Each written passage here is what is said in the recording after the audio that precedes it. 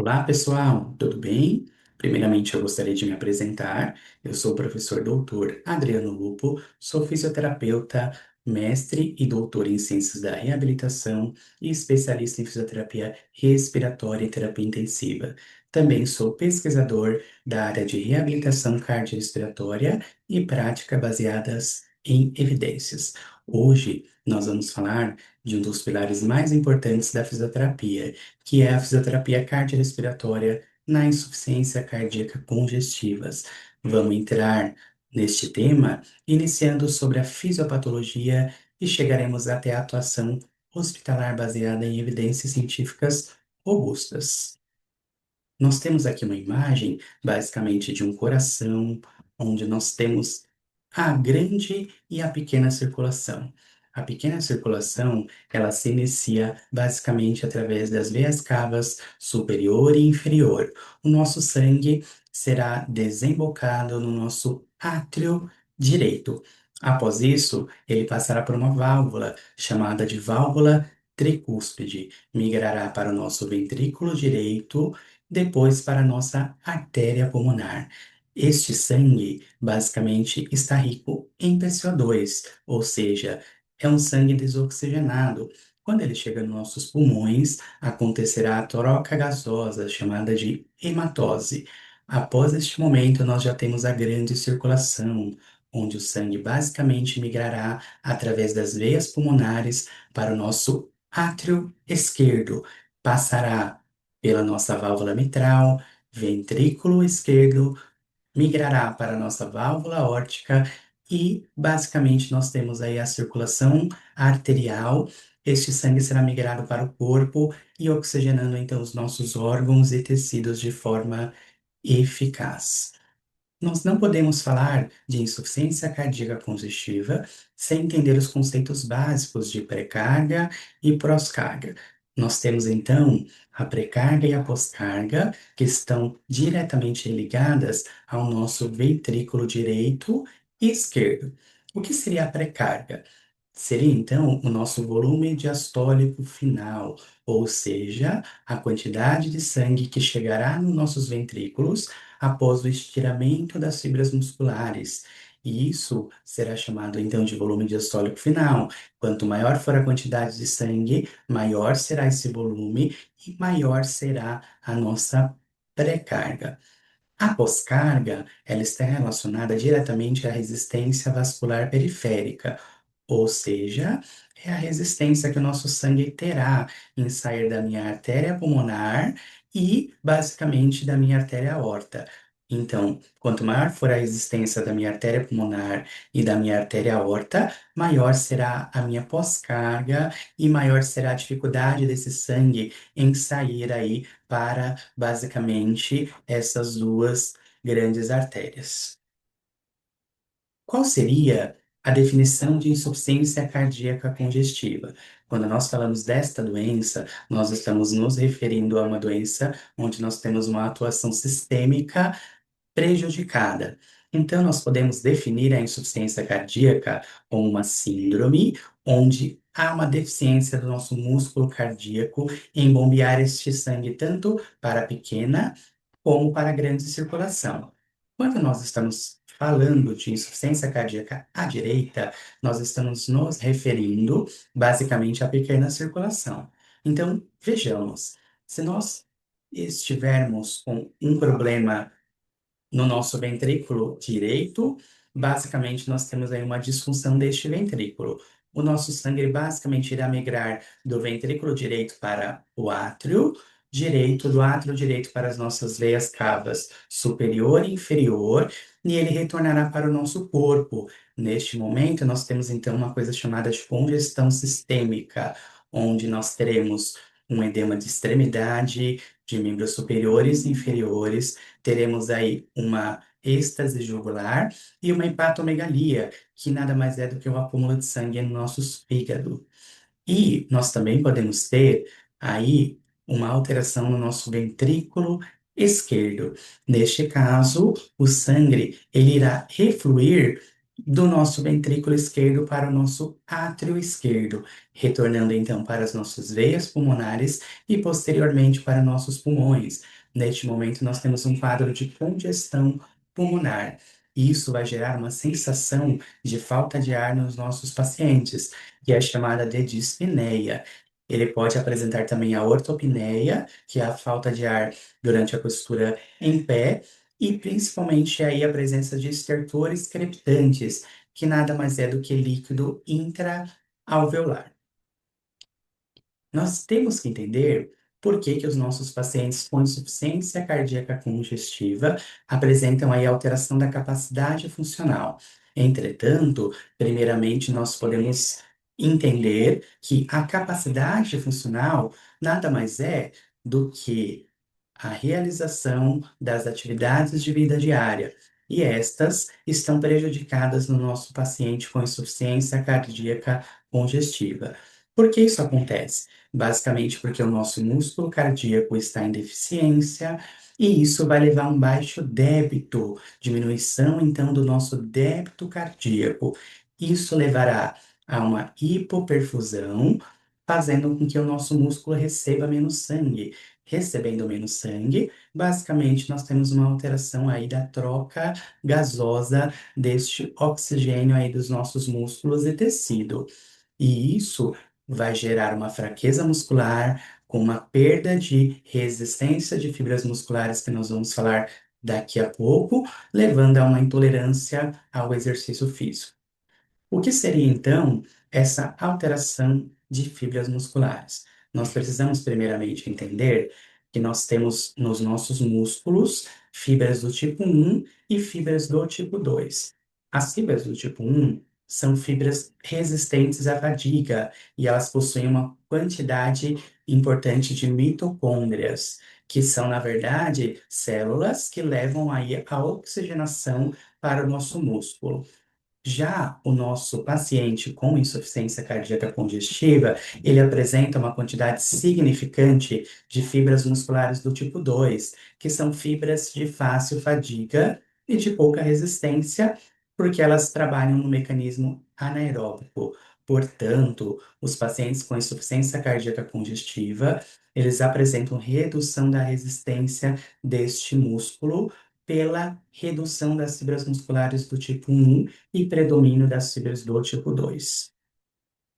E isso leva, então, a um ciclo vicioso da insuficiência cardíaca congestiva, que nada mais é do que uma disfunção aí cardíaca que vai levar à redução dessas fibras musculares do tipo 1 com presença aí de dispneia, que é basicamente aí a falta de ar.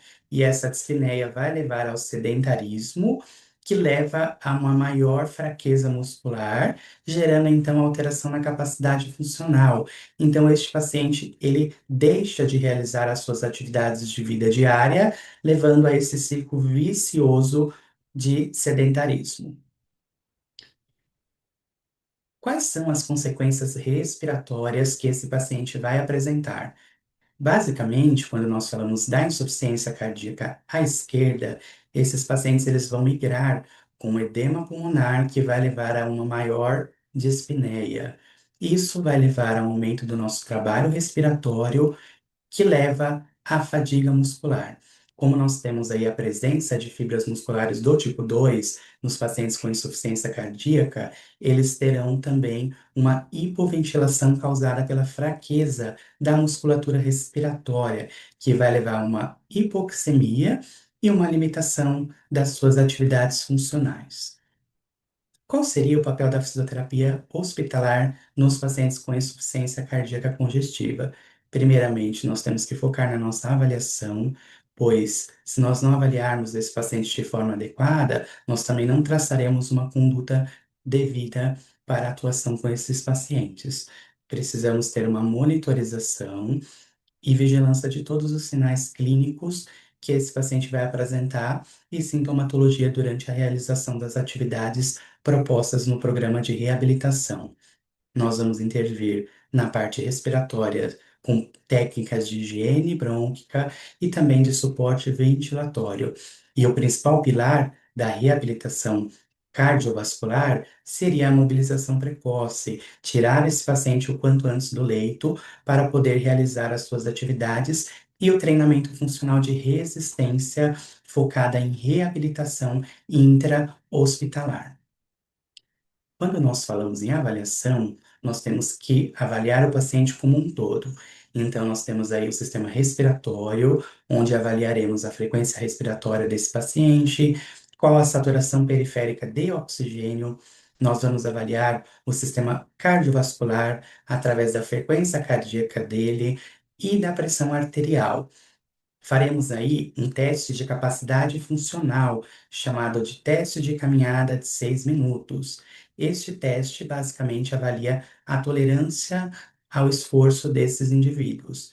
Eles caminham em um corredor de 30 metros por um período de 6 minutos e nós vamos avaliar a sua frequência cardíaca, saturação periférica e qual a distância percorrida deste paciente durante este teste. Após isso, nós focaremos em um programa de reabilitação a partir dos parâmetros que ele apresentar durante esse teste funcional.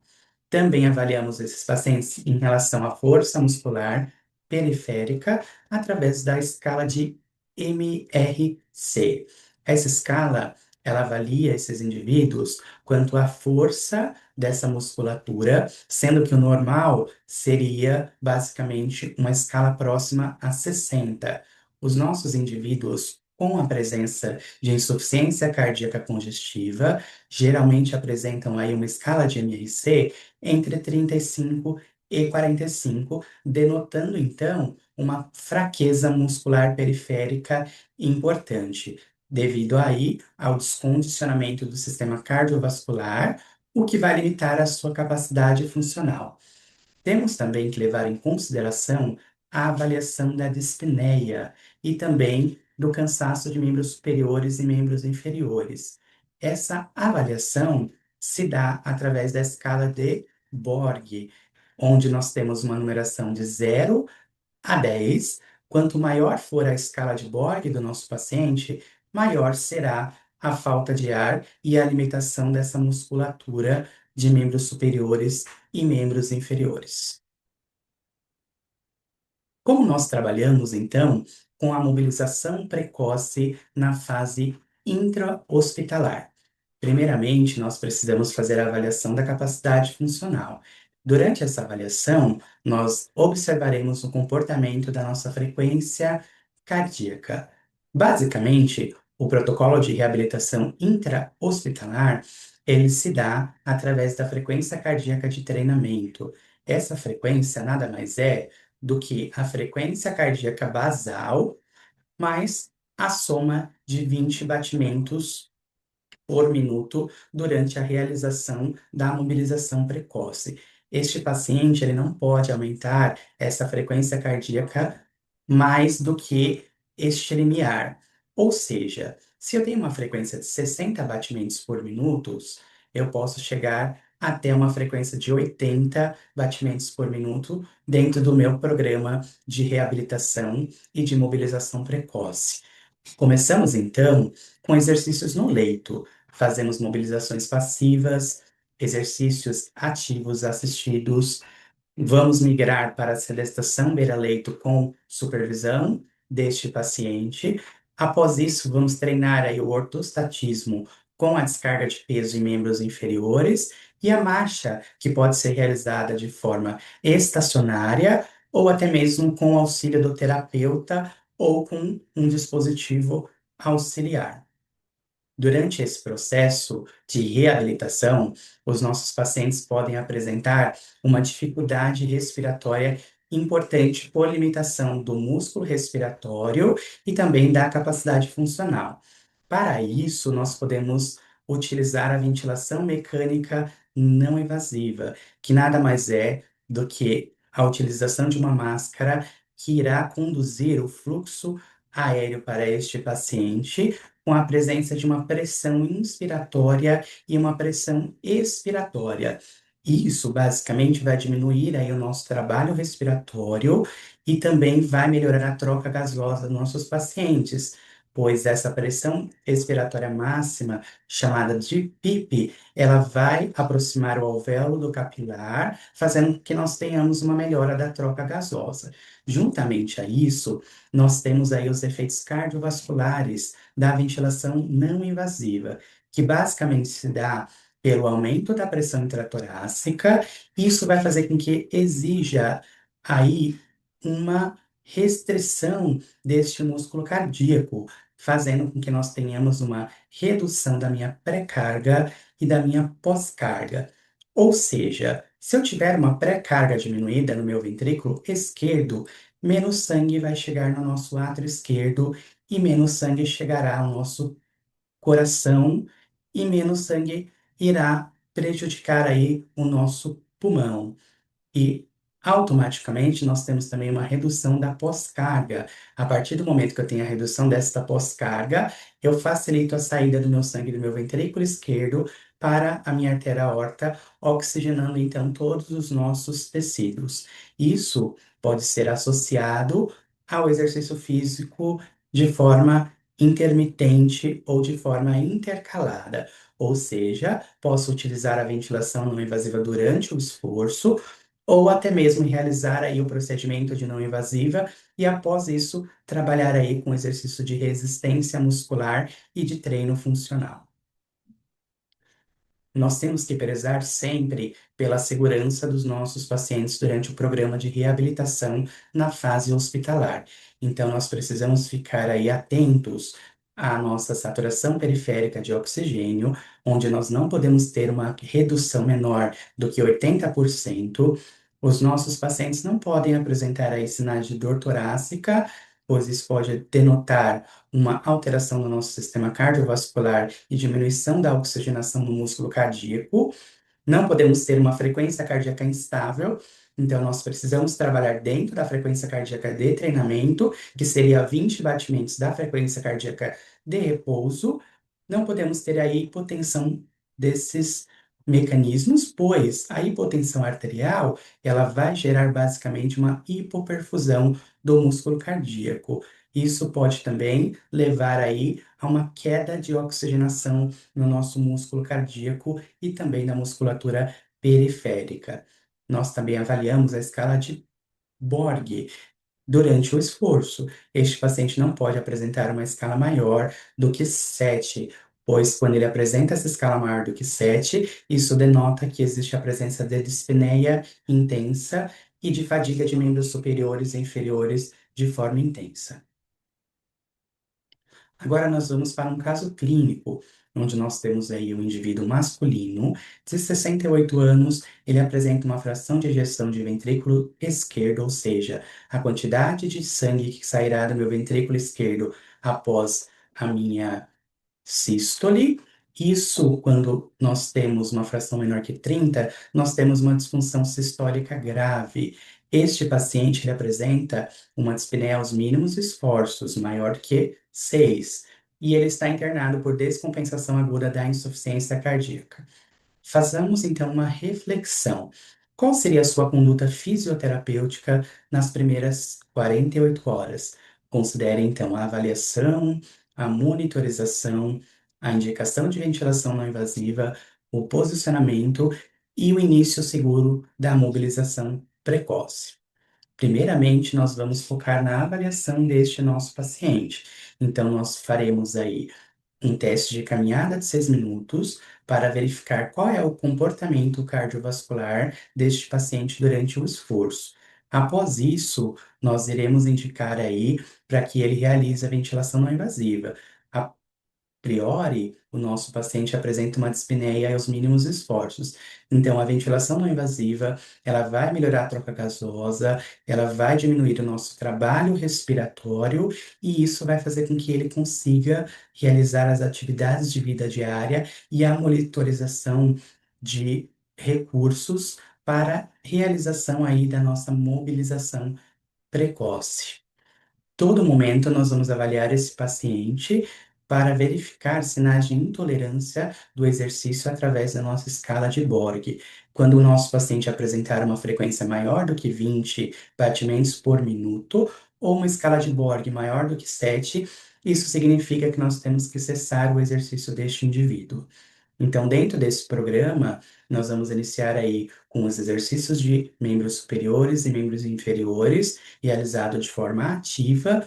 Após isso, nós vamos sedestar o nosso paciente, trabalhar com treino de equilíbrio, força muscular. Vamos colocar esse paciente em pé, realizar descarga de peso de membros inferiores e vamos migrar então para a reabilitação na fase onde os nossos pacientes farão o treino de marcha e a deambulação que pode ser também assistida pelo terapeuta com a utilização de algum meio de dispositivo. Agora nós vamos terminar a aula falando um pouquinho das nossas mensagens principais desta aula. Então, a insuficiência cardíaca congestiva, nós temos aí uma síndrome sistêmica complexa, onde o nosso coração está afetado. Isso levará a um descondicionamento muscular e uma redução da capacidade funcional pela diminuição da ventilação perfusão do nosso coração e também do nosso pulmão. Isso vai gerar aí alterações musculoesqueléticas. Nós vamos ter um predomínio de fibras do tipo 2, então esse paciente ele vai ser um paciente que terá intolerância ao exercício físico e aquele ciclo vicioso que nós falamos que gerará então um sedentarismo. A mobilização precoce, ela é grau de evidência A para os pacientes com redução de capacidade funcional com insuficiência cardíaca congestiva. E os dados da literatura, eles dizem que esses pacientes, quando intervindo com um programa de reabilitação centrada no foco, eles vão diminuir aí, então, o tempo de internação e isso vai acelerar a sua recuperação na fase intra-hospitalar. A não invasiva ela pode ser essencial, pois ela diminui a pré e a pós-carga de ventrículo esquerdo e melhora aí a troca gasosa de forma rápida. A fisioterapia ela é protagonista na reabilitação e recuperação na fase intra-hospitalar, e isso já é demonstrado por diversos estudos científicos